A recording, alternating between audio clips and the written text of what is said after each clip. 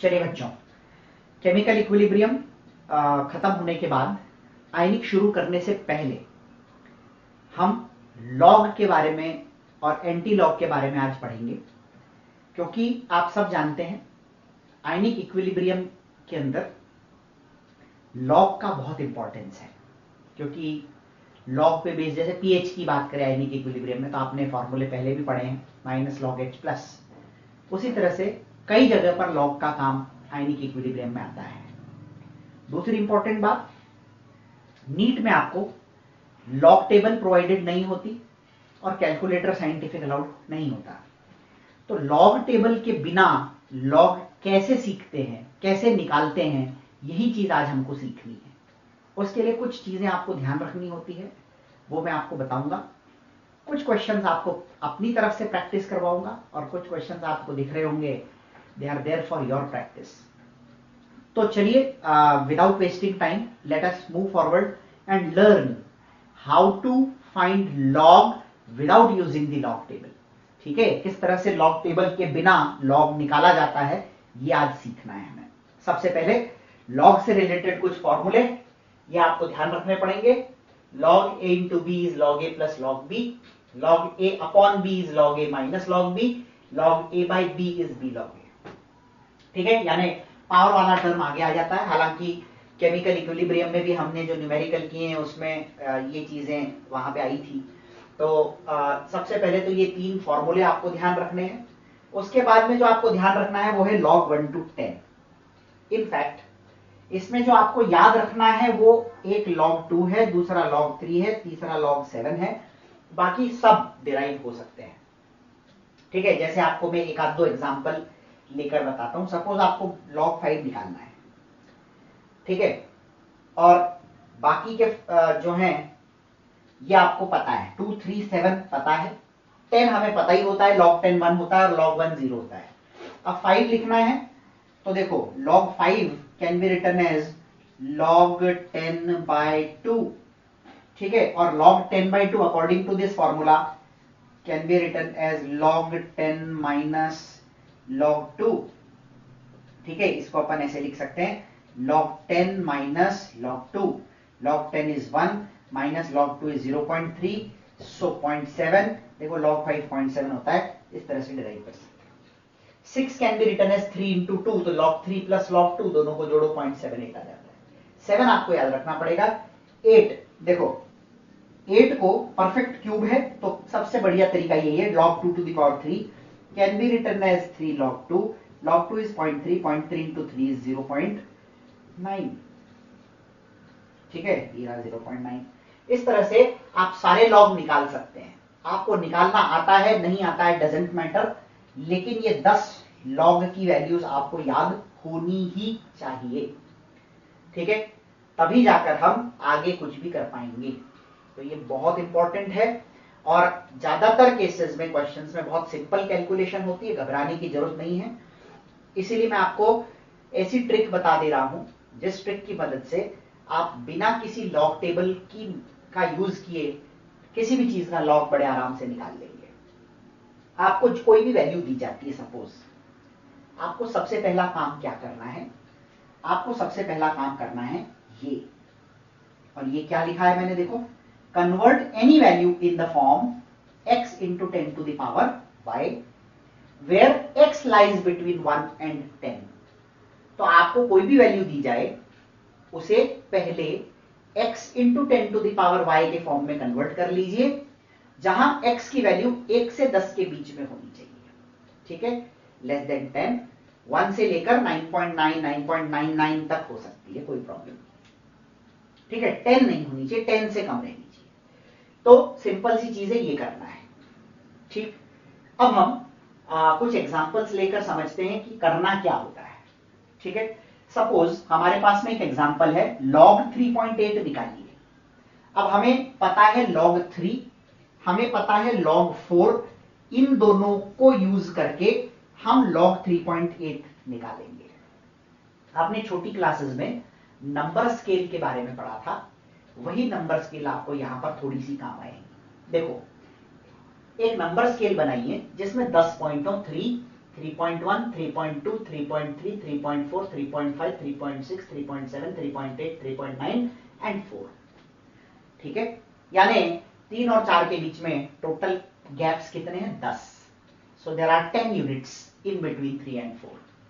log 3 की value को नीचे लिख दीजिए 0.48, ये रही, और log 4 की वैल्यू को नीचे लिख दीजिए 0.6, ये रही। ठीक है, अब क्या कीजिए, इन दोनों का निकालिए डिफरेंस। 0.6 माइनस 0.48, ये डिफरेंस होता है 0.12। 10 यूनिट का डिफरेंस 0.12 है, इस गैप का वैल्यू 0.12 है। तो हर एक छोटे गैप का वैल्यू, ऐसे कितने गैप्स है देखो, 1 2 3 4 5 6 7 8 9 10, ऐसे 10 गैप हैं। तो हर एक गैप का वैल्यू डिवाइड बाय 10 हो जाएगा कि नहीं हो जाएगा? 0.012 divide by 10 is 0.12 divided by 10 is 0.012, ये एक गैप का वैल्यू है। अब 3 के बाद आपको ऐसे कितने गैप चाहिए? अगर 3.4 है तो 4, 3.5 है तो 5, 3.6 है तो 6, 3.7 है तो 7, 3.8 है तो 8। तो आपको 8 गैप्स का वैल्यू चाहिए। अब आपसे मैं बोलूं log 3.8 की वैल्यू निकालो, तो log 3 प्लस 0.8 हो तो 8 times the value of each unit, 4 हो तो 4, 3.4 हो तो 4 times the value of each unit. ये वैल्यू कांस्टेंट नहीं रहेगी, 3 और 4 के बीच में ये है, 4 और 5 के बीच में कुछ और होगी, ऐसा चलता जाएगा। ठीक है, तो 8 times the value of each unit is 0.012, ये वाली वैल्यू कितनी है बेटा? 0.012 है, इंटू 8 करेंगे तो 0.096, दोनों को जोड़िए, दैट विल गिव यू 0.576। ठीक है, ये चीज अपने को हमेशा ध्यान रखनी है। इसके बाद आता है log 7.4।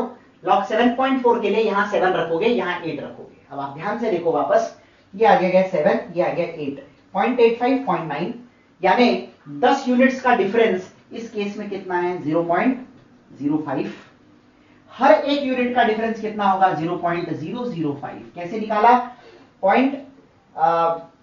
यहां पर 85 है और ये 0.9 है, तो 0.05 का डिफरेंस है 10 यूनिट का, तो हर यूनिट का डिफरेंस 0.005 होगा। 0.005 इंटू 7.4 मतलब 4 यूनिट्स की वैल्यू निकालनी है।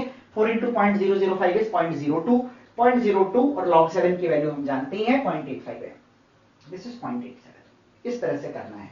अब देखो log 79,000, यहां पर आपका ये वाला कंसेप्ट भी काम आएगा। अगर वैल्यू 1 और 10 के बीच में नहीं है तो उसे एक ऐसे फॉर्म में बदलिए जिसमें x इंटू 10 पावर y में x की वैल्यू बीच में हो 1 और 10 के, तो हम इसको यहां पॉइंट लगा देंगे, तो ये हो जाएगा 7.9 इंटू 10 टू द पावर 4। अब ये इस आइडेंटिटी का यूज करें, इस फॉर्मूले का यूज करें, तो log a into b is log a plus log b, log 7.9 plus log 10 to the power 4। log 7.9 इसी तरह से निकालेंगे, 7 और 8 के बीच का डिफरेंस 0.05 और 0.05, तो हर यूनिट का डिफरेंस 0.005 इंटू 9 करेंगे तो 0.045। डायरेक्ट कर रहा हूं, 0.85 तो 7 का और 9 यूनिट्स का 0.045। जैसे यहां पर एक का 0.05 है तो 4 का 0.02 है, 9 का कितना हो जाएगा? 0.045, तो हो जाएगा 0.895, तो 4.895। 4 कहां से आया? log 10 टू द पावर 4 को हम लिख सकते हैं 4 log 10 और log 10 हो गया 1, तो 4.895 इसका आंसर आ गया। अप्रोक्सीमेटली ये सही होता है, एग्जैक्ट ना हो दैट डजंट मैटर, आपको क्वेश्चन सॉल्व करने में आसानी होनी चाहिए, दैट इज इंपॉर्टेंट। ठीक है, इसके बाद में ये हो गया हमारा log। अब आपको कोई भी log की वैल्यू दे दें हम, मैं कुछ प्रैक्टिस क्वेश्चंस यहां पर दिए हुए log के लिए, इसको आपको प्रैक्टिस करना है, ब्रैकेट में उनके आंसर भी दे दिए just in case you need to verify. ठीक है, तो आगे बढ़ते हैं एंटी लॉग। एंटी लॉग नाम से ही पता लगता है लॉग का एंटी यानी जस्ट उल्टा। आप इस चीज को ऑब्जर्व भी करेंगे कि it is exactly opposite of log. सबसे पहले जैसे यहां पर 3 फॉर्मूले काम आते हैं, एंटी लॉग में मात्र एक फॉर्मूला काम आता है और वो है anti log a plus B. Anti log जैसे यहां पर देखो log a into B is log a plus log b, उसी तरह से यहां होगा anti log a plus B is anti log a into anti log b। ठीक है, अच्छा अगर आप log बेस 10 में सॉल्व कर रहे हैं तो एंटी लॉग a का मतलब होता है 10 to the power a into anti log b का मतलब होता है 10 to the power b। Base 10 है तो बेस में 10 आएगा और पावर में जिसका एंटी लॉग निकालना है वो आ जाएगा। और यदि ये log बेस e है तो it will become e to the power a into e to the power b। ये रूल अपने को ध्यान रखना है और हमारी सारी कैलकुलेशंस बेस 10 में ही होंगी। ये कभी कभी एक्सप्रेशन को निकालने में काम आता है, आगे आपको, आप जानते भी हो, आगे आपको आएगा। ठीक है, तो e to the power a into e to the power b, e log base e है तो ठीक है। जैसे मैं कहूं एंटी लॉग x, और अगर log बेस 10 वाला है तो it will be 10 to the power x, base में 10 और पावर में जिसका एंटी लॉग आपको निकालना है वो वैल्यू आ जाएगी। ठीक है, convert any value to the form anti log a plus B, क्योंकि anti log a plus B ही एकमात्र चीज है जिसका फॉर्मूला हमें पता है। तो आपको कोई भी चीज दी हो, आपको सबसे पहला काम करना है उसे anti log a plus B में बदलना है। ध्यान दीजिएगा, ये जो पहली वैल्यू है ये पॉजिटिव भी हो सकती है, नेगेटिव भी हो सकती है, दोनों हो सकता है। ये पॉजिटिव भी हो सकती है, नेगेटिव भी हो सकती है, लेकिन बाद वाली वैल्यू में बीच में प्लस साइन आएगा और ये वाली वैल्यू पॉजिटिव ही रहेगी। इस बात का आपको ध्यान रखना। मैं आपको बताऊंगा कैसे। देखो, अब आपको दो एग्जांपल लेता हूं, एक पॉजिटिव का एक नेगेटिव का, you will get an idea. फिर अपन समझेंगे कि वैल्यू कैसे निकालते हैं। ठीक है, लॉग 1 टू 10 क्यों इंपॉर्टेंट है आपको यहां से पता लग गया होगा। और भी चीजें अपन यहां पर समझेंगे to understand the importance of log 1 to 10। देखो, आपको एंटी लॉग 2.3 निकालना है, तो मैंने आपको बोला कि convert it to the form log anti log a plus B. ठीक है, ये वाला वैल्यू जो है 1 से छोटा ही रहना चाहिए, इस बात का ध्यान रखिए। तो आप कुछ भी लिख दोगे वो नहीं चलेगा। जैसे मैं आपको बोलूं कि ये 1 प्लस 1.3 लिख दो, no it won't work, this has to be less than 1। तो 2.3 के लिए सबसे आसान तरीका है 2 प्लस 0.3। अब आप log a प्लस बी का फॉर्मूला लगाएंगे तो anti log a into anti log B तो होगा anti log 2 into anti log 0.3। Anti log 2 is 10 to the power 2 into anti log 0.3 is 10 to the power 0.3। जब ये value whole number हो तो या इंटीजर हो तो उसको तो सॉल्व करने की फर्दर जरूरत नहीं है, लेकिन इसको तो सॉल्व करना पड़ेगा। What is anti log 0.3? अब आप आओ वापस से लॉग के 1 टू 10 वैल्यूज पे। जब अपन लॉग की बात कर रहे थे तो हम लेफ्ट टू राइट जा रहे थे, log 1 is 0, log 2 is 0.3। जब अपन एंटी लॉग की बात करेंगे तो हम उल्टा जाएंगे, anti log 0 is 1, anti log 0.3 is 2, anti log 0.48 is 3, anti log 0.7 is 5, anti log 0.9 is 8, anti log 1 is 10, उल्टा। तो अब मैं आपसे बोलूं एंटी लॉग 0.3 बताओ, तो एंटी लॉग 0.3 is what? 2। इस तरह से इस क्वेश्चन को आपको सॉल्व करना है। तो एंटी लॉग 0.3 की वैल्यू यहां पर कितनी हो जाती है बेटा? 2 हो जाती है, और इसलिए इसका आंसर हो जाएगा 200। So anti log of 2.3 is actually 200। ये तरीका है इस तरह के क्वेश्चंस को आपको सॉल्व करना हो तो। अब आप देखो माइनस में क्या करना होता है। एंटी लॉग माइनस 2.3, सबसे इंपॉर्टेंट चीज, आप इसे ऐसे नहीं लिख सकते। क्यों नहीं लिख सकते? क्योंकि आप सब जानते हैं माइनस 2 प्लस 0.3 माइनस 2.3 नहीं होता, ये माइनस 1.7 हो जाता है। हाँ, अगर माइनस 1.7 होता तो हम जरूर ये लिखते। माइनस 2.3 को लिखने का क्या तरीका है? माइनस में एक वैल्यू बढ़ा दीजिए, -3, -2 है, यहां पर एक वैल्यू बढ़ा दीजिए, -3 कर दीजिए, और फिर चेक कीजिए कि -3 में हम क्या जोड़े कि ये आ जाए। तो -3 में हम 0.7 जोड़ेंगे तो -2.3 आ जाएगा। Anti log a plus B का फॉर्म तैयार हो गया। ये वाला फॉर्मूला लगाइए, anti log -3 is 10 power -3 into anti log 0.7 is 10 power 0.7, और 10 टू द पावर 0.7 की वैल्यू जो होती है, देखो एंटी लॉग 0.7 की value, anti log 0.7 will be 5 because log 5 is 0.7, anti log 0.7 will be 5 because log 5 is 0.7, तो ये हो जाएगा 5, और ये तो 10 पावर -3 है ही, तो दिस इज द आंसर। ऐसे ही कुछ क्वेश्चंस और मैंने आपको एंटी लॉग में प्रैक्टिस के लिए दिए हैं। इसमें एक बात का ध्यान रखना, हमारे पास में 0.4 का एंटी लॉग नहीं है, जो बहुत कॉमनली क्वेश्चंस में आता है, तो आपको ये चीज ध्यान देनी पड़ेगी, थोड़ा सा समझना होता है, लेकिन ये याद कर लेना। आपको बोला 0.4 का एंटी लॉग बताओ, 0.4, 0.3 और 0.48 के बीच में कहीं आता है यहां पर, ठीक है, आप इसको याद कर लो। एंटी लॉग 0.4 is 2.5, जैसे 2 और 3 के बीच में आता है ना, इसलिए ये 2.5 हो जाता है। ज्यादातर केसेस में जो परफेक्ट वैल्यूज लॉग की हैं, उनके अलावा आपको एंटी लॉग 0.4 की वैल्यू आ सकती है। सो आप इसको याद कर लोगे तो बहुत आसान हो जाएगा आपको क्वेश्चन सॉल्व करना, ठीक है। इनके अलावा एक क्वेश्चन और मैं आपको दे रहा हूं, इसका आंसर निकालिएगा, ये बहुत इंपॉर्टेंट है। देखो इधर, ये जो क्वेश्चन मैं दे रहा हूं, this is minus log 1.8 into 10 to the power -5। अब ध्यान दीजिएगा, ये लॉग नहीं है, माइनस लॉग है। तो सबसे पहले तो माइनस को बाहर निकाल लेना, लॉग a इंटू बी लगा देना, और बाद में माइनस को अंदर ले जाके इसको सॉल्व करके मुझे वैल्यू बताना। आपकी वैल्यू 4.74 या 4.76 आ सकती है, दोनों ही सही है। More accurate is 4.74। ठीक है, कोशिश करना इस क्वेश्चन को भी।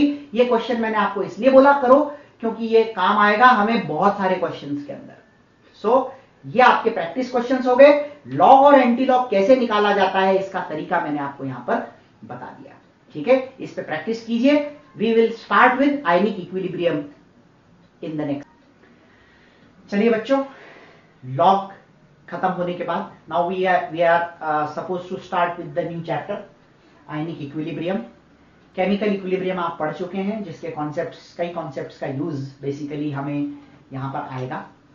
तो आयनिक इक्विलिब्रियम में बेसिकली हम equilibrium between a compound and its ions and electrolyte to be more precise and its ions. जैसे HCl है तो H प्लस और Cl माइनस देता है, CH3COOH है तो CH3COO माइनस और H प्लस देता है। तो वीक के अंदर इक्विलिब्रियम आता है, स्ट्रॉन्ग के अंदर इक्विलिब्रियम नहीं आता क्योंकि स्ट्रॉन्ग में 100% डिसोसिएशन होता है। Let us start with the chapter. सबसे पहले हम बात करेंगे इलेक्ट्रोलाइट्स की। क्या होते हैं इलेक्ट्रोलाइट्स? हम सब जानते हैं, पानी में घुलने पर जो चीज टूटकर आयंस देती है उसे हम इलेक्ट्रोलाइट कहते हैं। इलेक्ट्रोलाइट पानी में कितना टूटता है, ठीक है, पानी में कितना टूटता है, कितने एक्सटेंट तक टूटता है, जिसे अपन डिग्री ऑफ डिसोसिएशन या डिग्री ऑफ आयनाइजेशन भी बोलते हैं, उसके बेसिस पर यदि हम बात करें तो there are two types of electrolytes, strong electrolytes and weak electrolytes. Now what are strong electrolytes? देखो इधर, स्ट्रॉन्ग इलेक्ट्रोलाइट्स के अंदर अल्फा की वैल्यू 100% होती है, यानी कि 1, और वीक इलेक्ट्रोलाइट्स के केस में अल्फा की वैल्यू लेस देन 1 होती है, यानी ये जब टूटता है तो 100% डिसोसिएट होता है, यानी जितना इलेक्ट्रोलाइट है पूरा टूट जाएगा और आयंस बनाएगा। ये जब टूटता है तो 100% डिसोसिएट नहीं होता है, इसका कुछ पार्ट अनआयोनाइज्ड रहता है और कुछ पार्ट डिसोसिएट हो जाता है, and that is decided by the value of alpha.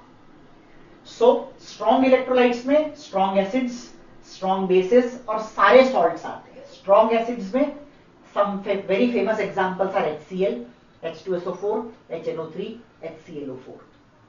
ठीक है, बेसिस में और group 1 hydroxides, lithium hydroxide, sodium hydroxide, potassium hydroxide, rubidium hydroxide and caesium hydroxide. Second group में बेरिलियम और मैग्नीशियम के हाइड्रोक्साइड्स वीक बेस बनाते हैं। Calcium, strontium, barium hydroxides are considered as strong electrolytes. So first group में से 5, lithium, sodium, potassium, rubidium, caesium, calcium, strontium, barium, ये जो 8 calcium, strontium, barium, second group में से 3, फर्स्ट ग्रुप में से 5, ये जो 8 हाइड्रोक्साइड्स बनेंगे, they are considered as strong basis. So इसको हम इसलिए स्ट्रॉन्ग इलेक्ट्रोलाइट्स के अंदर कैटेगराइज करते हैं। Salt irrespective of whether it dissolves completely और नॉट। देखो समझना, हम एक सेक्शन यहां पर पढ़ते हैं स्पेरिंगली सॉल्युबल, घुलता कम है। घुलना और टूटना दो अलग चीजें हैं। कितना घुलेगा इज नॉट इंपॉर्टेंट, लेकिन सॉल्ट जितना भी घुलेगा टूटेगा पूरा। और strong is decided by how much it breaks. If it breaks completely it is 100%, if it does not break completely it is not 100% considered as weak electrolyte. तो strong electrolytes में acid, base, salt. Weak electrolyte में acids, bases. Salt कभी भी weak electrolyte नहीं होता। Salt irrespective of what kind of salt it is, वो हमेशा एक स्ट्रॉन्ग इलेक्ट्रोलाइट होगा। वीक एसिड्स में HF, H2S, H2CO3, HCN, सारे कार्बोक्सिलिक एसिड, मिथेनोइक एसिड से लेकर acetic acid, propanoic acid, butanoic acid and so on, सारे कार्बोक्सिलिक एसिड्स जो हैं वो वीक एसिड्स होते हैं। बेसिस में यहां पर जो 2 कैटेगरीज मेंशन की है, ग्रुप 1 के 5 और ग्रुप 2 के आखिरी 3, इनको छोड़कर दुनिया का कोई भी हाइड्रोक्साइड जो है वो वीक बेस होता है और वो वीक इलेक्ट्रोलाइट के केस में आता है। ठीक है, उसके अलावा अगर अपन बात करें हाइड्रोक्साइड्स को छोड़कर, वैसे तो कुछ भी इसके अलावा सब वीक हैं, जैसे अमोनिया, मैंने क्या बोला, ऊपर जो लिखे इनको छोड़कर, तो अमोनिया भी आ गया, अमोनिया से बनने वाले अमाइंस भी आ गए, RNH2 हो गया, R2NH हो गया, R3N हो गया, आप ये ऑर्गेनिक के अंदर पढ़ते हैं। सारे हाइड्रोक्साइड्स और सारे इस तरह के बेसिस वो सब वीक की कैटेगरी में आएंगे इररेस्पेक्टिव ऑफ व्हाट। ठीक है, सो ये हो गया अबाउट इलेक्ट्रोलाइट्स। चलिए अब अपन इलेक्ट्रोलाइट को पानी में घोलते हैं। The most common solvent is water, और इसलिए यहां पर हमें सबसे पहले वाटर के बारे में सीखना होगा। आयनिक इक्विलिब्रियम के हिसाब से पानी एक वीक इलेक्ट्रोलाइट है जो बहुत कम टूटता है, रिमेन्स ऑलमोस्ट अनडिसोसिएटेड, यानी आप ऐसा कह सकते हो according to chemical equilibrium this equilibrium is almost shifted in backward direction. अगर आप इसमें देखो तो पानी की कॉन्सेंट्रेशन की यदि मैं बात करूं, आपने मोल कॉन्सेप्ट में पढ़ा हुआ है, पानी की कॉन्सेंट्रेशन होती है 55.55 मोलर। इसमें से केवल 10 टू द पावर -7, 10 पावर -7 क्या होता है 0.00000001, इतने में से केवल इतना डिसोसिएट होकर H प्लस और OH देता है, तो ये न के बराबर हो गया। इसलिए इसका डिग्री ऑफ डिसोसिएशन बहुत कम होता है, और ये जो वैल्यू डिसोसिएशन के बाद H प्लस और OH माइनस के कॉन्सेंट्रेशन की है ये 25 डिग्री सेल्सियस यानी कि टेम्परेचर डिपेंडेंट है। आप टेम्परेचर बढ़ाओगे तो ये डिसोसिएट ज्यादा करेगा, टेम्परेचर घटाओगे तो डिसोसिएट कम करेगा। सो डिग्री ऑफ डिसोसिएशन कितना होगा that obviously is dependent on temperature. ठीक है, चलिए यहां से हम equilibrium constant of this equilibrium का एक्सप्रेशन लिखें। तो इक्विलिब्रियम कांस्टेंट क्या होता है हम जानते हैं, concentration of all products upon concentration of all reactants. ठीक है, तो ये जो है इसे हम कहते हैं डिसोसिएशन कांस्टेंट ऑफ वाटर, इसे हम कहते हैं डिसोसिएशन कांस्टेंट ऑफ वाटर। ठीक है, अब इसमें वाटर की कॉन्सेंट्रेशन तो कांस्टेंट ही होती है, क्योंकि हम कहते हैं कि ज्यादातर पार्ट यही है, तो इस कांस्टेंट को इस कांस्टेंट के साथ मिला दीजिए, ये बन गया K इंटू H2O, तो सामने रह जाएगा H plus into OH minus. इस K इंटू H2O को हम KW के नाम से जानते हैं। This is known as the ionic product of water. Water का आयनिक प्रोडक्ट हम इसको कहते हैं। ध्यान रखिएगा, dissociation constant of water and ionic product of water are different. दोनों में से कौन ज्यादा होगा, ऑब्वियसली KW ज्यादा होगा, क्योंकि KW ये वाला पार्ट KW है, यस ये KW डिवाइड बाय समथिंग करते हैं तो, और H2O की वैल्यू तो 55.55 होती है कॉन्सेंट्रेशन, तो KW divided by H2O gives you K, concentration of H2O, तो K की वैल्यू लेस देन KW आएगी। आप ऐसा कह सकते हैं K is less then KW। Confuse नहीं होना, K is the dissociation constant of water and KW is the ionic product. चलिए आयनिक प्रोडक्ट निकालना चाहें अगर, तो H प्लस और OH की कॉन्सेंट्रेशन की वैल्यूज हमें रखनी होगी। 25 डिग्री पर ये वैल्यू 10 टू द पावर -7 होती है, तो 10 power -7 into 10 to the power -7 is 10 to the power -14। यदि हम इस टेम्परेचर को बढ़ाकर 90 कर दें तो ये वैल्यू 10 पावर -7 की जगह -6 हो जाती है, यानी बढ़ जाती है। तो 10 power -6 into 10 power -6 is 10 power -12 at 90 to 100 degree, और ये वैल्यू घटकर 10 टू द पावर -7.5 हो जाती है यदि टेम्परेचर 0 डिग्री कर दिया जाए। तो 10 पावर -15 यानी -7 10 power -7.5 into 10 to the power -7.5 is 10 to the power -15 at 0 degree Celsius. इससे आपको एक बात समझ में आ रही है, जब हम टेम्परेचर बढ़ा रहे हैं तो KW बढ़ रहा है, जब हम टेम्परेचर घटा रहे हैं तो KW घट रहा है। That means KW and temperature are directly proportional to each other. Temperature बढ़ेगा तो KW बढ़ेगा, टेम्परेचर घटेगा तो KW भी घट जाएगा। Very simple thing.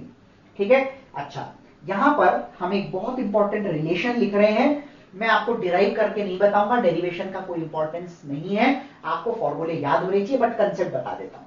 ये जो फॉर्मूला है, ये फॉर्मूला है KW is H plus into OH minus, इसमें आप माइनस लॉग लेंगे दोनों साइड, तो ये हो जाएगा माइनस लॉग KW, और ये हो जाएगा minus log H plus into OH minus. अब आप एक चीज समझना, minus log KW can also be written as PKW, यानी minus log is replaced by P in many cases, ज्यादातर केसेस में, जैसे PH, H प्लस का माइनस लॉग H प्लस, तो माइनस लॉग की जगह P तो PH। उसी तरह minus log OH minus is POH। तो ये चीज अपने को हमेशा ध्यान रखनी है कि माइनस लॉग की जगह हम P लिख सकते हैं, केवल कॉन्सेंट्रेशन के केस में माइनस लॉग C के केस में हम PC नहीं लिखते, उसे हम माइनस लॉग C ही रखते हैं, इस बात का ध्यान रखना है। डायरेक्टली इस फॉर्मूले का यूज कीजिए। अब आप pKw की बात करो तो इसका माइनस लॉग लेना पड़ेगा, क्योंकि Kw minus log Kw is pKw, minus log Kw, ये जो टर्म है ये पूरा ये pKw है, तो minus log 10 power minus 14 minus log 10 to the power minus 14 is 14 minus log 10 power minus 12 is minus 12। ये कैसे आया देखो, बहुत सिंपल, log है minus log 10 to the power minus 14, ये वाला टर्म आगे आ जाएगा तो ये हो जाएगा माइनस ऑफ माइनस 14 log 10 हो गया 1, तो दिस इज 14, उसी तरह से this is 12 and this is 15।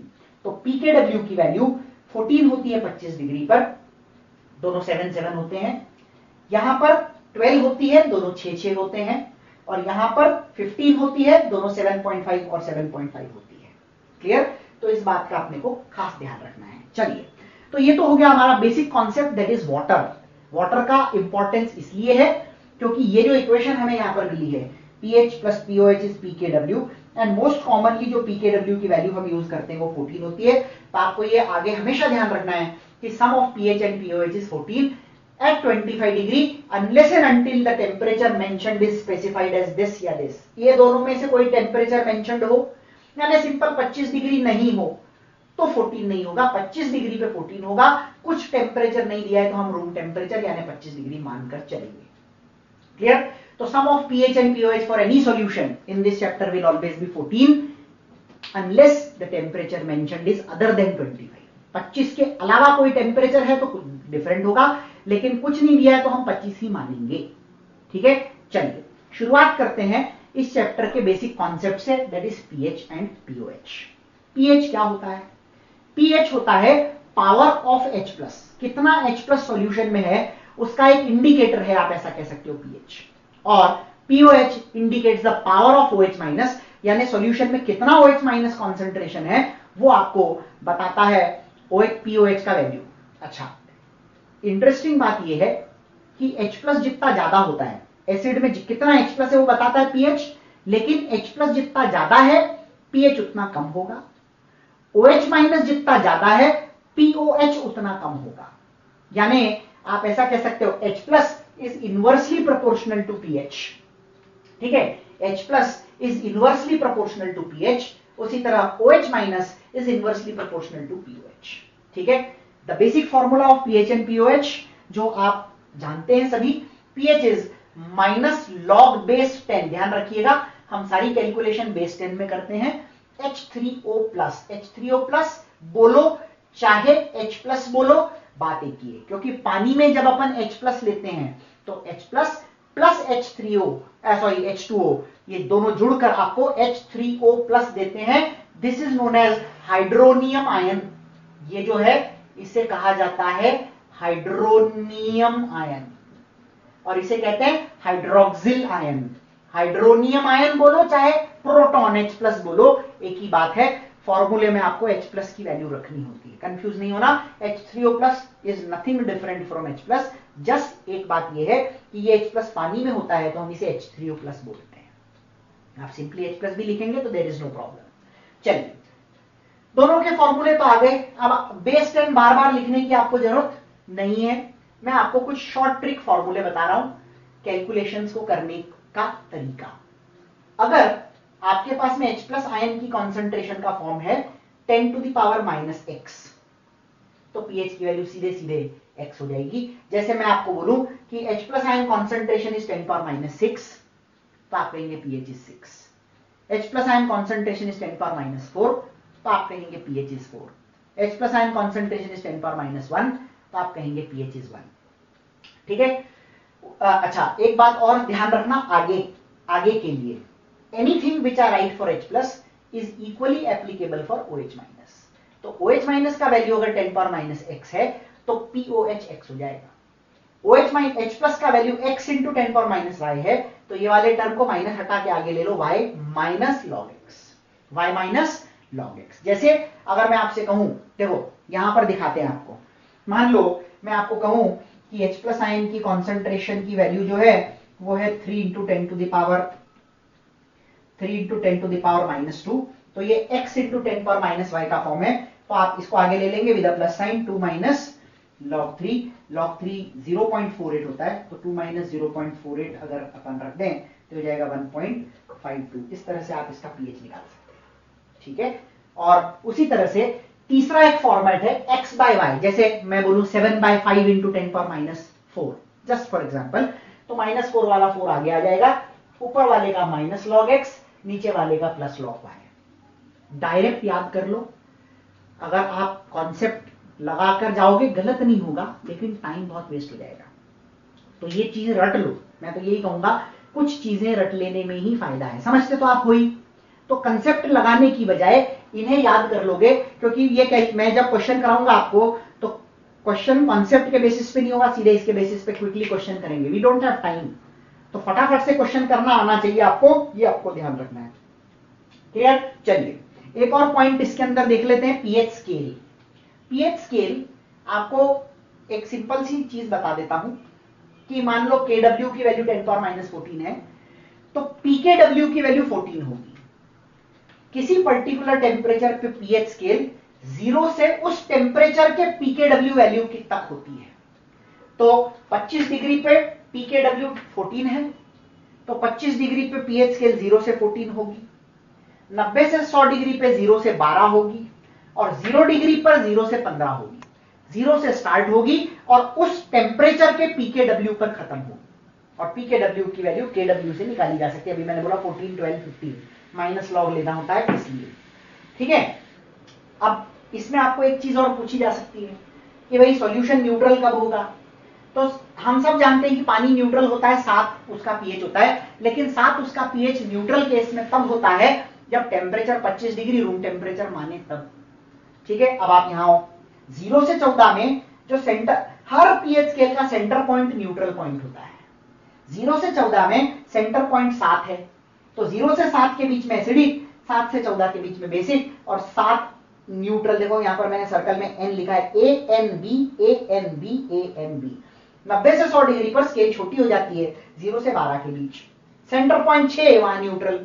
तो इसका मतलब हो गया 0 से 6 तक एसिडिक और 6 से 12 के बीच में बेसिक। इसका मतलब 90 से 100 डिग्री पे अगर मैं पीएच 7 बोलूं तो वो बेसिक होगा, न्यूट्रल नहीं होगा।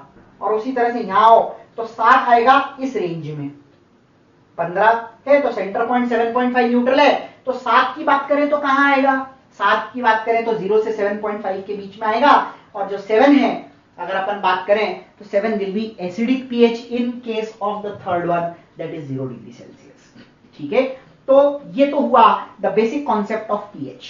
अब हमारे सिलेबस में एसिड्स और बेसिस के पीएच कैसे निकाले जाते हैं उसके कॉन्सेप्ट हैं, तो हम कैलकुलेशंस के बारे में बात करेंगे नेक्स्ट सेशन के अंदर, जिसमें वी विल टॉक अबाउट कि एसिड और बेस के पीएच कैसे निकाले जाते हैं, ठीक है। आपको सीधे सीधे फॉर्मूले और कॉन्सेप्ट बता दूंगा और उसके बाद हम कुछ क्वेश्चन उससे रिलेटेड करेंगे।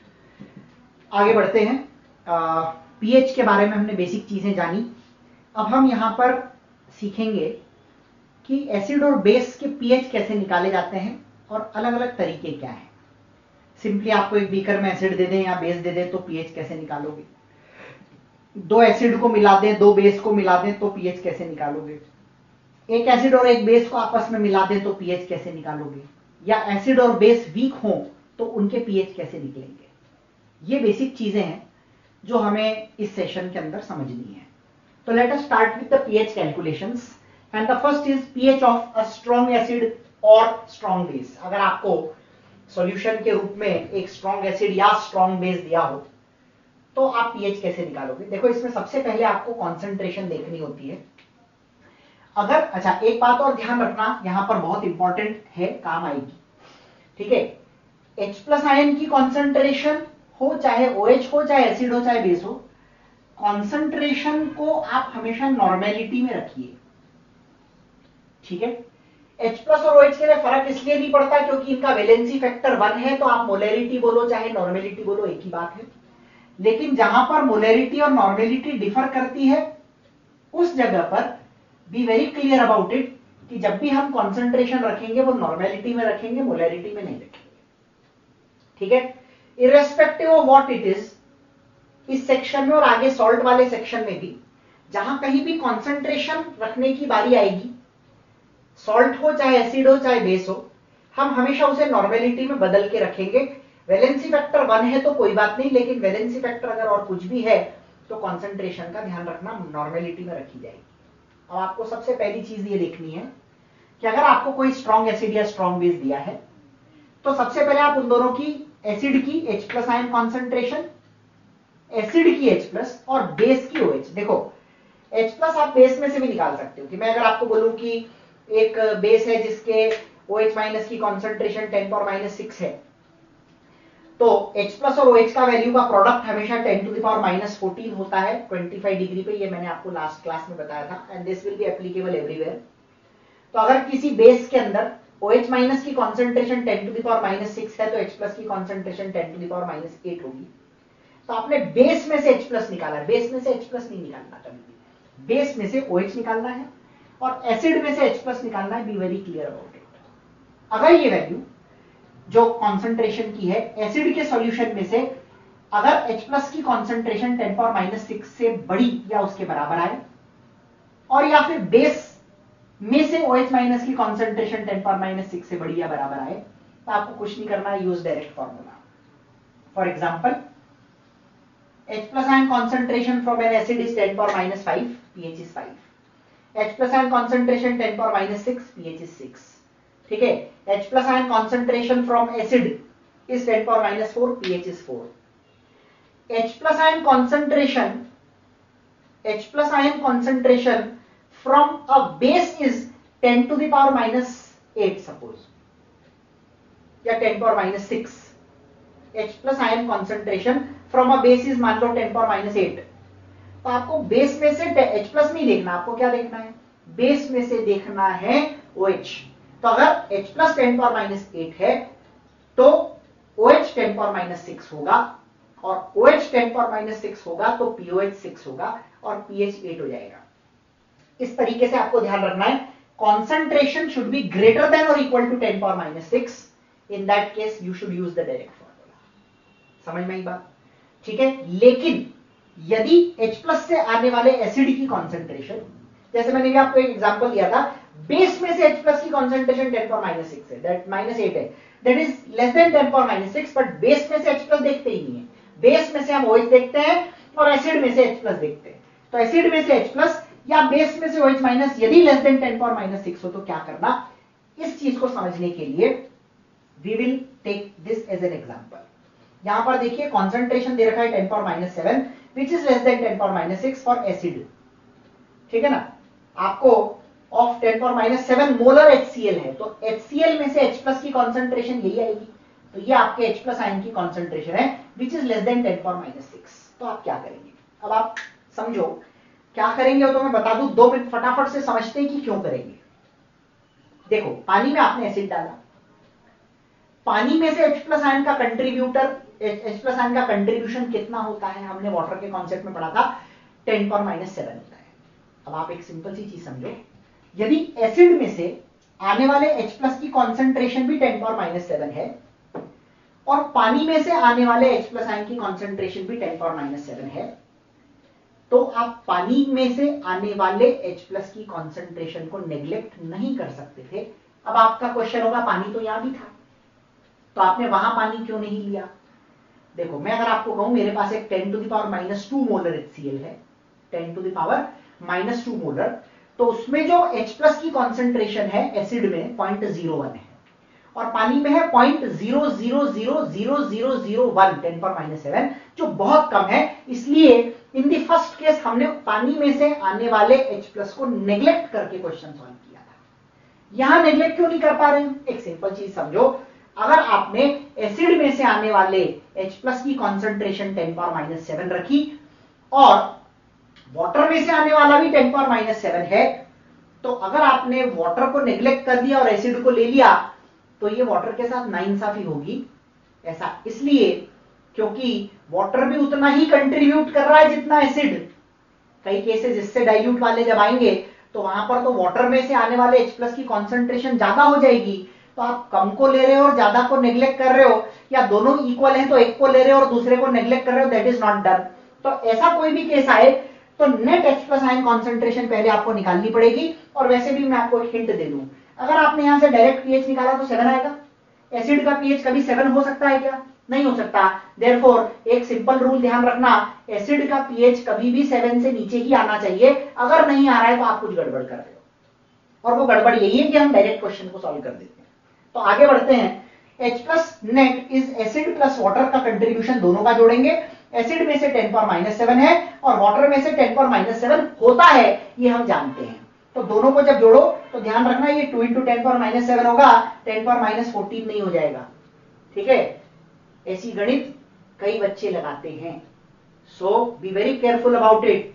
ये 10⁻7 प्लस 10⁻7 है, दैट इज 2 × 10⁻7। और अगर आपको एक बार net H plus ion concentration की वैल्यू 2 × 10⁻7 मिल गई तो 7 - log 2 याद है, x × 10⁻y is y - log x, direct करा, 6.7 आंसर आ गया। अगर आपका आंसर 7 से नीचे आ रहा है तो आप सही हो, अगर आपका आंसर 7 या उससे ज्यादा आ रहा है तो आप गलत कर रहे हो एसिड के लिए। ठीक है, तो ये बात आपको हमेशा ध्यान रखनी पड़ेगी। और बेस की बात करें तो पीएच की वैल्यू जो है वो हमेशा 7 से बड़ी आनी चाहिए, अगर 7 से कम आ रही है तो अगेन आप गलत हो। तो सेम क्वेश्चन आप NaOH के लिए भी कर सकते हो। 10⁻7 मोलर NaOH सॉल्यूशन है तो OH - 10⁻7 है, और अगर OH माइनस की वैल्यू 10⁻7 है, ठीक है, तो वो कम है, less than 10⁻6 contributing from base, तो अगेन वहां पर आप OH माइनस फ्रॉम वाटर 10⁻7 लेकर सॉल्व करेंगे, करना वही है। ठीक है, चलिए अगले क्वेश्चन पे आते हैं, अगले केस पे आते हैं। मिक्सचर ऑफ स्ट्रॉन्ग एसिड और स्ट्रॉन्ग बेस। और का मतलब है दो बीकर, दोनों में एसिड, दोनों को मिलाया, दो बीकर, दोनों में बेस, दोनों को मिलाया। यानी अभी आप या तो 2 या 2 से ज्यादा एसिड मिला रहे हो एक साथ, या 2 या 2 से ज्यादा बेस मिला रहे हो एक साथ। सिंपल रूल है, जब भी आप एसिड मिलाते हो तो H प्लस जुड़ जाते हैं, ठीक है ना, H प्लस जुड़ जाते हैं।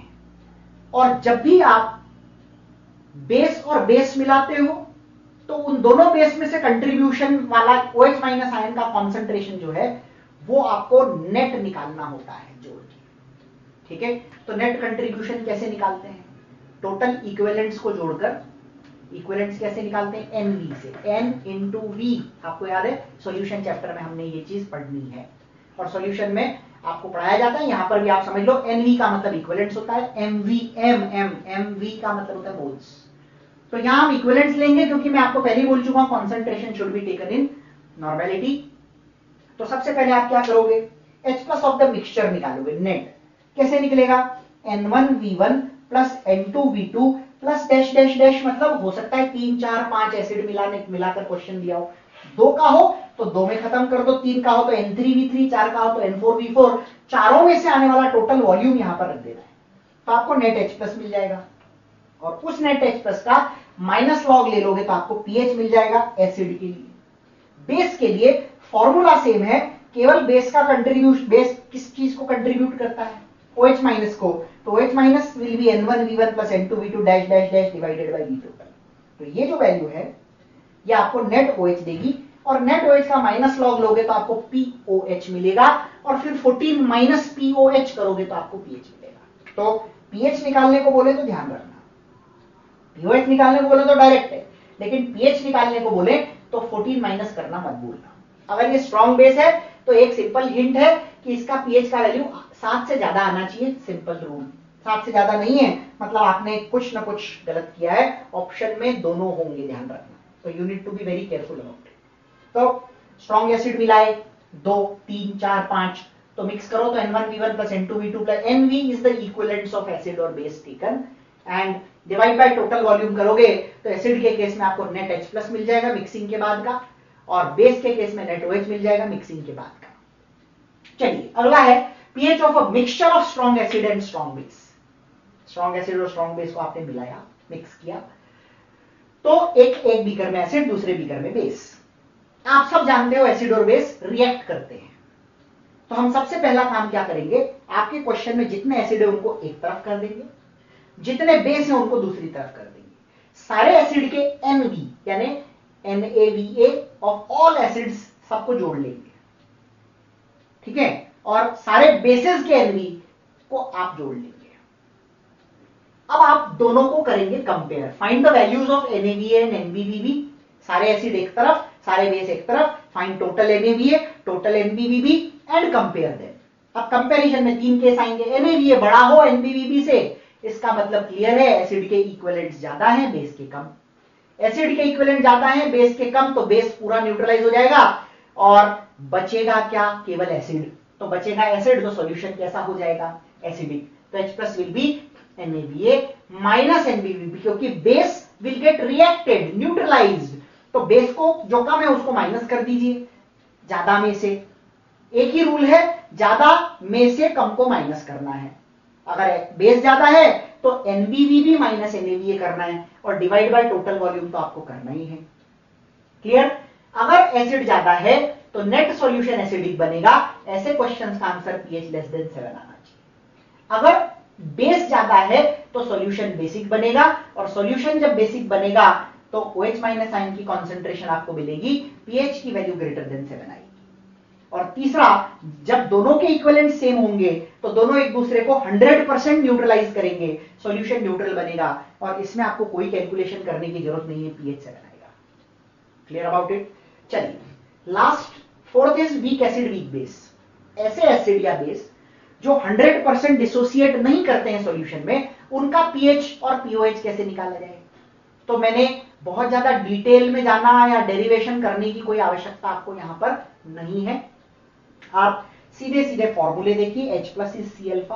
अब मैं आपको बता दूं, ठीक है, यहां पर H+ इज C अल्फा है। अब इधर देखिए, उसी के जैसा एक फॉर्मूला होता है, OH minus is under root OH minus is C alpha. जैसे यहां H+ is under root K into C, OH minus is under root KB into C। K क्या है, एसिड डिसोसिएशन कांस्टेंट, KB क्या है, base dissociation constant. Alpha is degree of dissociation under root K by C, alpha is again degree of dissociation under root KB by C। K है तो acid के degree of dissociation की बात हो रही है, KB है तो बेस के डिसोसिएशन की बात हो रही है। K is C alpha square, KB is also C alpha square. अब आप यहां पर एक चीज समझो, जो जो चीजें मैंने ब्लू में लिखी हैं वो सब बेस के फॉर्मूले हैं, आप देख लो। KB आएगा, K will be replaced by KB in the same formula, H+ will be replaced by OH in the same formula, pH will be replaced by pOH in the same formula। Same फॉर्मूले में आपको केवल ये replacements करने हैं, मैंने आपके convenience के लिए फॉर्मूले लिख दिए। ये सीधा फॉर्मूला है, कोशिश करेंगे हम इनका यूज कम करेंगे, कोई ऑप्शन नहीं बचेगा तब करेंगे। बाकी सिंपल तरीका यह है कि अगर क्वेश्चन दिया है तो डेटा के हिसाब से H+ निकाल लो, H+ निकालने की ये दो फॉर्मूले या OH निकालने की ये दोनों फॉर्मूले, H+ OH निकाल के माइनस लॉग ले लो, सबसे बढ़िया तरीका वही होता है, फास्ट एंड इजी। फॉर्मूले याद इसलिए रखने, कभी कभी एक्सप्रेशन पूछ लेते हैं, तो एक्सप्रेशन पूछे तो हमें याद होना चाहिए half pK minus half log C, pOH is half pKb minus half log C। तो ये वीक एसिड और वीक बेस के क्वेश्चंस को सॉल्व करने का तरीका है। अब हम बेसिक से शुरुआत करेंगे, कुछ क्वेश्चंस करेंगे। कन्वर्जन कैसे किया जाता है, H+ से OH कैसे निकाला जाता है, OH से pOH, pOH से pH, एक दूसरे से वैल्यूज कैसे निकाली जाती हैं, ये चीज अब अपने को समझनी है। तो मैंने यहां पर एक क्वेश्चन लिखा है, दिस इज क्वेश्चन नंबर 1। आगे अपन और क्वेश्चंस भी करने वाले हैं। This is question number 1, out of H+ OH minus pH pOH find the other 3। ठीक है, दूसरे आपको निकालने हैं। ठीक है, अब आप देखो ये टेबल है, फर्स्ट केस ये वाला है, सेकंड केस ये, थर्ड ये, फोर्थ ये और फिफ्थ ये। ठीक है, अब आप इस चीज को समझने की कोशिश करो। आपको क्वेश्चन में एक वैल्यू दे रखी है OH माइनस की, ठीक है, इस OH माइनस के आधार पे आपको H+ निकालना है, आपको pH निकालना है, आपको pOH निकालना है।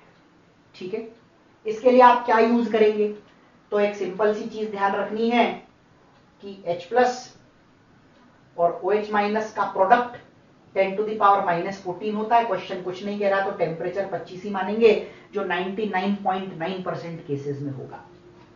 और दूसरा फॉर्मूला है pH प्लस pOH का सम 14 होता है। ये दो याद रखने। अब आप एक सिंपल चीज समझो, अगर OH की वैल्यू 10 पावर -2 है तो H+ की वैल्यू 10 to the power -12 होनी चाहिए, क्योंकि दोनों का प्रोडक्ट 10 पावर -14 आएगा। ठीक है, H+ का कॉन्सेंट्रेशन अगर 10 पावर -x हो तो pH x होता है कि नहीं होता है। और अगर OH माइनस का कॉन्सेंट्रेशन 10 पावर माइनस x हो तो POH x होता है कि नहीं होता है? तो ये फर्स्ट क्वेश्चन के चारों ऑप्शंस आपके पास में आ गए। इसको करने के लिए कुछ नहीं करना, अगला क्वेश्चन आप करेंगे, ठीक है।